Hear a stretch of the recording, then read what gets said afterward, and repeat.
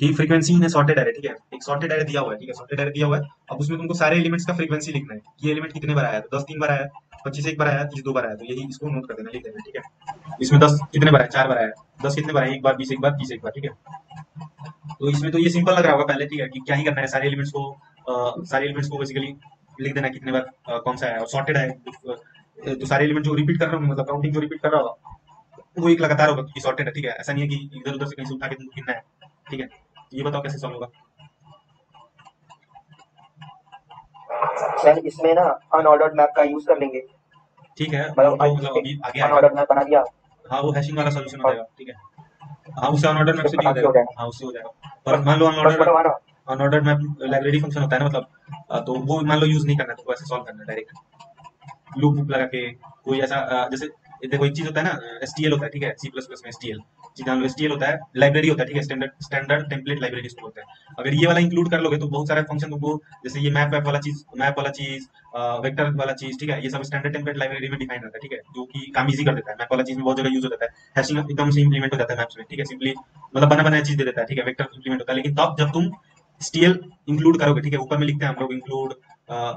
Bit slash एसटीडीसी लिखते हैं ना, उसमें एसटीएल लाइब्रेरी इंक्लूडेड रहता है, ठीक है। तो ये सब फंक्शन तो अब तुम यूज कर पाओगे जब तुमको अलाउड रहेगा एसटीएल लाइब्रेरी यूज करने का, मतलब बिट स्लैश एसटीडीसी यूज करने का अलाउड रहेगा। लेकिन कुछ टेस्ट होता है ना, जिसमें जैसे अमेजोन है, ठीक है, उसमें ये बैन कर देता है कि इसको नहीं यूज करना है तुमको, तो तुम ये मैप वाला चीज यूज ही नहीं कर पाओगे, वेक्टर बना ही नहीं पाओगे। तो फिर वो सब के सी प्लस प्लस सी जैसा चीज हो जाएगा, मतलब सी प्लस प्लस में जो एक्स्ट्रा पावर है वो सब सी में रिड्यूस हो जाएगा, एसटीएल यूज नहीं करने दिया तो। ठीक है, तो उसके लिए इसी उसी चीज के लिए ये सब चीज थोड़ा पढ़ते हैं गहराई से। मान लो एसटीएल यूज नहीं करने दिया तो तुमको केवल एरे से ही इसको सॉल्व करना आना चाहिए, ठीक है। तो कोई बताओ डायरेक्ट एरे से कैसे इसको सॉल्व करेंगे, मतलब सिंपल ही है ना, बोलो। देखो दो पॉइंटर ले लेंगे, एक आई को पहले जीरो पे रखेंगे, ये दोनों आई और जे को जीरो पे रखेंगे, जे को वन पे रखेंगे। अभी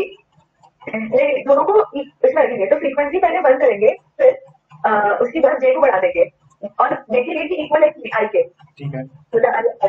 और अगर इक्वल है तो फ्रीक्वेंसी तक बढ़ेगा, अगर नहीं है तो वहाँ ब्रेक करके फ्रीक्वेंसी प्रिंट करा देंगे एंड आई को जे के बराबर कर देंगे और जे को प्लस कर देंगे, फ्रीक्वेंसी पर बदल करके, मतलब फ्रीक्वेंसी को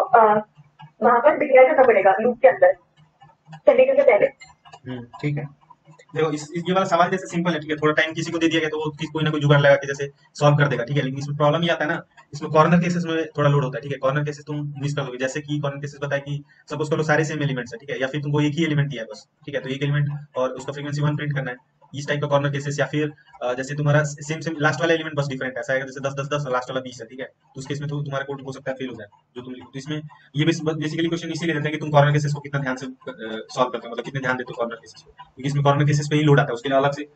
थोड़ा सा कोड लिखना पड़ता है, मतलब कॉर्नर केसेस को बेसिकली हैंडल करने के लिए थोड़ा अलग लिखना पड़ेगा, जैसे अभी जो सॉल्व करेंगे उसमें, ठीक है। देखते हैं कैसे सॉल्व होगा। देखो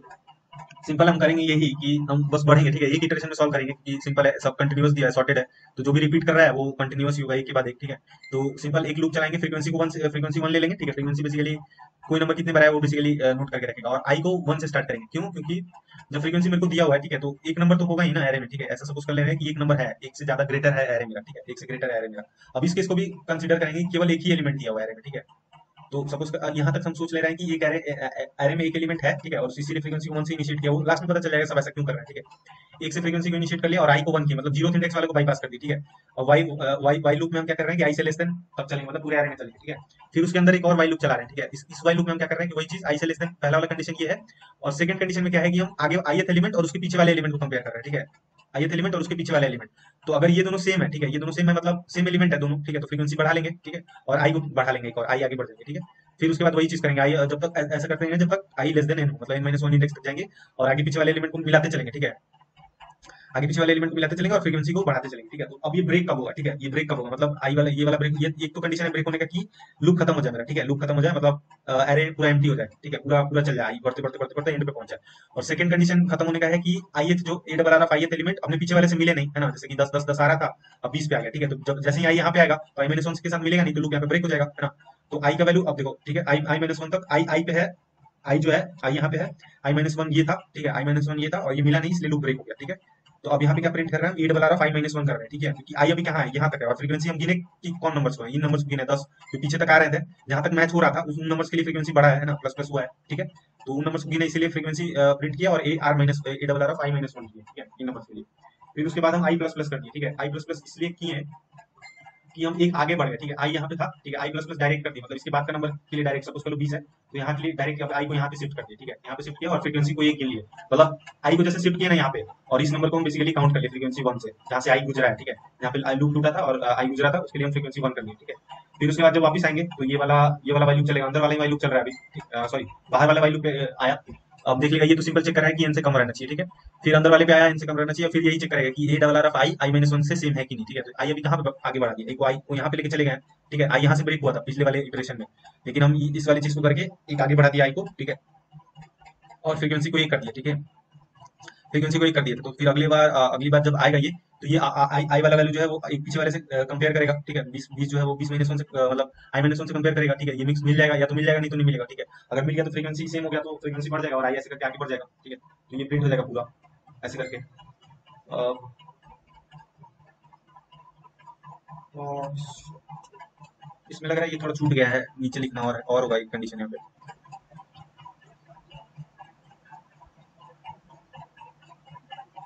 यहाँ पे कुछ कोड छूट गया इसका, ठीक है। तो अभी के लिए मतलब अगली क्लास में इसको नोट करके एक बार और बता देंगे, ठीक है। तो इसमें पहले देख लेते हैं, तो इसका टाइम कॉम्प्लेक्सिटी कितना लग रहा है, कितना होगा, एन स्क्वायर होगा या एन होगा? एन होगा ना, एक के पास ज्यादा है।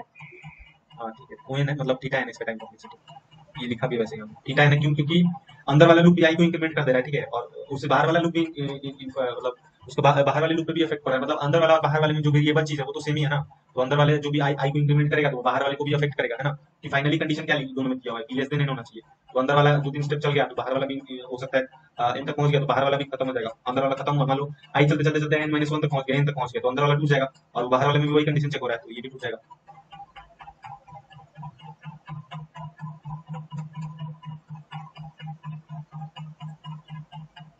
ठीक है, तो ये क्लियर है ना, मतलब एक ड्राई रन देख लेते हैं, ठीक है, तो क्लियर हो जाएगा और समझ में आ जाएगा। यहाँ पे बेसिकली थोड़ा सा कोड छूटा हुआ है, बताएं किस चीज का कोड छूटा है। कि तुम्हारा पहला कोड छूटा हुआ है कि जब आई का वैल्यू एन के बराबर हो, ठीक है, मतलब एक ही एलिमेंट दिया हुआ है, सपोज करो एक ही एलिमेंट दिया हुआ है एरे का, ठीक है। एक चीज और एक कंडीशन है, ये इसके लिए छूटा हुआ है, और एक कंडीशन होना चाहिए कि एंड में दे दो, हाँ, और एक कंडीशन होना चाहिए कि ए double R of I not equal हो तुम्हारा ए double R of I minus 1, मतलब एक लास्ट में खुद का एलिमेंट दिया हुआ है, ठीक है। तो ये वाला चीज यहाँ पे हम अपडेट कर देंगे, ठीक है, वैसे अपडेट करके नोट्स में डाल देंगे, लेकिन ये कंडीशन यहाँ पे एक और होगा, वो अभी ड्राई रन करेंगे तो उसमें समझ में आ जाएगा क्यों ऐसा कंडीशन है। कि ये कंडीशन है कि एन का वैल्यू आई का वैल्यू जो है वो एन के बराबर है, ठीक है, आई का वैल्यू एन के बराबर हो गया, और या फिर 1 था शायद, हाँ ठीक है 1 था, ठीक है, आई का वैल्यू 1 है, या फिर ए डबल आर ऑफ आई जो है वो नॉट इक्वल है तुम्हारा ए double R of I minus 1 के, ठीक है। तब हम प्रिंट कर देते थे क्या चीज, प्रिंट कर देंगे हम इसकी value A double R of I को प्रिंट कर देंगे और फ्रीक्वेंसी को प्रिंट कर देंगे, ठीक है, थोड़ा डिस्टेंस देके ऐसा। ये वाला कंडीशन लास्ट में होगा, ठीक है। अभी ड्राई रन देखेंगे तो ये वाला इंक्लूड हो जाएगा उसमें, ठीक है।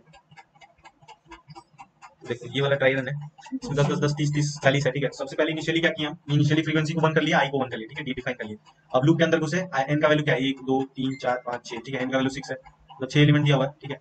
तो आई लेस देन एन, ठीक है, आई लेस देन एन कंडीशन है मेरा, तो 1 आई का वैल्यू क्या है, इनिशियली 1 है, ठीक है, अंदर घुसा लूप के, फिर ये वाले क्रॉस किया, फिर यहाँ पे चेक किया क्या ए डबल आर ऑफ 1 क्या ए डबल आर ऑफ 0 के बराबर है, ठीक है। आई का वैल्यू 1 लेके घुसा है ना यहाँ पे, आई का वैल्यू 1 के लिए जब चेक हुआ तो ये अंदर वाला कंडीशन चेक होगा कि ए डबल आर ऑफ 1 क्या इक्वल है A double R of I minus 1 के, तो A double R of 1 equal है A double R of I minus 1 के, ठीक है। तो अंदर फ्रीक्वेंसी प्लस प्लस हो गया, तो फ्रीक्वेंसी 2 हो गया, और आई का वैल्यू भी प्लस प्लस हो गया, और फिर वो वापस लूप लौट के आया, मतलब आई का वैल्यू 2 के लिए चलेगा, ठीक है। 2 के लिए भी आया तो A double R of I A double R of 2 क्या इक्वल है A double R of 2 minus 1 यानी 1 के, तो इक्वल है, तो फ्रीक्वेंसी को फिर बढ़ा दिया, ठीक है, फ्रीक्वेंसी 3 हो गया इस बार, और आई का वैल्यू 4 हो गया, सॉरी फ्रीक्वेंसी 3 हो गया, आई का वैल्यू 2 से 3 एक बढ़ गया 3 हो गया, ठीक है। अब 3 के लिए लूप चलेगा, ठीक है। अब 3 के लिए लूप आया तो ये तो क्रॉस हो गया क्योंकि ये तो 6 है ना, ठीक है। अब यहाँ पे चेक होगा कि ए डबल आर ऑफ 3 क्या इक्वल है ए डबल आर ऑफ 2 के, तो ए डबल आर ऑफ 3 क्या इक्वल है ए डबल आर ऑफ 2 के, नहीं है ना, ठीक है, 38 20 है। तो इस बार ये लूप नहीं चला, ठीक है, इस बार लूप नहीं चला, आई का वैल्यू 3 है, ये लूप नहीं चला, फ्रीक्वेंसी बढ़ा नहीं, अब यहाँ पे आ गया, ठीक है। इस लाइन पे क्या प्रिंट हो रहा है, A double R of I minus 1 और फ्रीक्वेंसी डिस्टेंस देखे थोड़ा सा, तो A double R of I minus 1 A double R of I minus 1 क्या है 10 है, ठीक है, यहाँ पे आई है ना, यहाँ पे आई है, तो आई 3 पे आई है, 3 माइनस 1 2 प्रिंट हुआ, ए डबल आर ऑफ 2 प्रिंट हुआ, तो ए डबल आर ऑफ 2 क्या 10 है, तो 10 प्रिंट हुआ, और उसका फ्रीक्वेंसी प्रिंट हो गया, एफ आर ई क्यू जो भी था, तो एफ आर ई क्यू क्या था 3 था इस आई इक्वल टू 3 तक आने तक 3 प्रिंट हो गया, तो सबसे पहला प्रिंट हो जाएगा 10 और 3, ठीक है, 10 और 3 प्रिंट हो गया, ठीक है। फिर उसके नीचे आया तो आई प्लस प्लस किया, आई प्लस प्लस से आई 4 हो गया, ठीक है, अगला आई 4 हो गया, और फ्रीक्वेंसी को ओवरराइड कर दिया 1 कर दिया, ठीक है। अब फ्रीक्वेंसी 1 हो गया, और यहाँ पे आई 4 हो गया, ठीक है। अब वापस जब ये वाला लूप में वापस आएगा, फिर ये वाइल लूप आगे चलेगा, तो आई का वैल्यू इस बार क्या है 4 है, तो 4 यहाँ से 4 अंदर लेके घुसा, ठीक है, ये 4 लेके अंदर घुसा, अब 4 को कंपेयर कर रहा है 3 के साथ, तो 4 फोर्थ इंडेक्स और थर्ड इंडेक्स सेम है, ठीक है, 0 1 2 3 4 ये फोर्थ इंडेक्स है, फोर्थ इंडेक्स और थर्ड इंडेक्स सेम है, ठीक है। तो अंदर घुस गया, फ्रीक्वेंसी को प्लस प्लस किया, और फ्रीक्वेंसी का क्या हो गया 2 हो गया, और आई प्लस प्लस हुआ तो आई का वैल्यू 5 हो गया, ठीक है। अगले इटरेशन में जब 5 के लिए आएगा तो 5 वाले में भी ए डबल आर एफ 5 क्या इक्वल है, ए डबल आर एफ 4 के बराबर है, तो ए डबल आर एफ 5 ये वाला 5 के इक्वल है 4 के बराबर नहीं है, इक्वल है ना, नहीं है इक्वल, तो ये अंदर नहीं घुसा और यहाँ पे आ गया, तो A double R F 5 minus 1 print हुआ, तो A double R F 5 minus 1 क्या 30 प्रिंट हो गया, और उसका फ्रीक्वेंसी प्रिंट हो गया, फ्रीक्वेंसी क्या बन के आया था अभी तक 2 आया था, 30 और 2 प्रिंट हो गया, तो अगला जो प्रिंट होगा 30 और 2 हो गया, ठीक है, ये 10 है, ठीक है, 30 और 2 प्रिंट हो गया, फ्रीक्वेंसी का वैल्यू 1 हो गया, ठीक है, फ्रीक्वेंसी का वैल्यू 1 हो गया, और आई प्लस प्लस यानी आई का वैल्यू अब यहाँ पे 6 हो गया, ठीक है, आई प्लस प्लस से 6 हो गया, ठीक है, ये प्रिंट हुआ, आई का वैल्यू बढ़ा 5 से 6 और फ्रीक्वेंसी का वैल्यू 1 हो गया, ठीक है। अब आई इक्वल टू 6 के लिए तो लूप ही नहीं चलेगा ना, ये लूप बंद हो जाएगा, है ना, ये लूप बंद हो जाएगा, क्योंकि ये तो n का वैल्यू 6 था और 6 से कम होना चाहिए, और आई खुद 6 बन के आ गया, तो इसीलिए ये लूप नहीं चला। तो जब ये नहीं चला तो इसके लिए ये वाला कोड लिखा हुआ है, ठीक है, ये वाला कोड लिखा, तो यहाँ पे क्या पहला वाला कंडीशन चेक हो रहा है कि क्या आई इक्वल है 1 के, तो 1 के इक्वल तो नहीं, आई का वैल्यू 6 है, ठीक है। तो सेकंड कंडीशन चेक होगा, यहीं पे प्रॉब्लम हो रहा था शायद, यहीं पे गलती लिखी थी, यहाँ पे नहीं होगा, 1 नहीं होगा, ठीक है, हाँ यहाँ पे n होगा, ठीक है। तो एक सेकंड, ये वाला एंड होना चाहिए, ये वाला में थोड़ा एम्बिग्यूटी है, i-1 शायद i-2 के बराबर होना चाहिए, n-1 ऐसा ही कुछ कंडीशन होगा, ठीक है। तो यहाँ पे जैसे आया, ठीक है, यहाँ पे जैसे ये वाला आया i equal to 6, sir i less than equal to n के लिए चला दीजिए, i मतलब वो ऊपर वाला जो वाइल लूप है आई लेस देन एन के लिए चल रहा है, तो उसको less than equal to n के लिए कर दीजिए। इक्वल टू नहीं कर सकते ना, n तो नंबर ऑफ एलिमेंट्स है ना, इंडेक्स तो n-1 तक ही होगा ना, समझ लो, इंडेक्स तो n-1 तक ही जाता है ना, n नंबर ऑफ एलिमेंट्स है, n इंडेक्स का,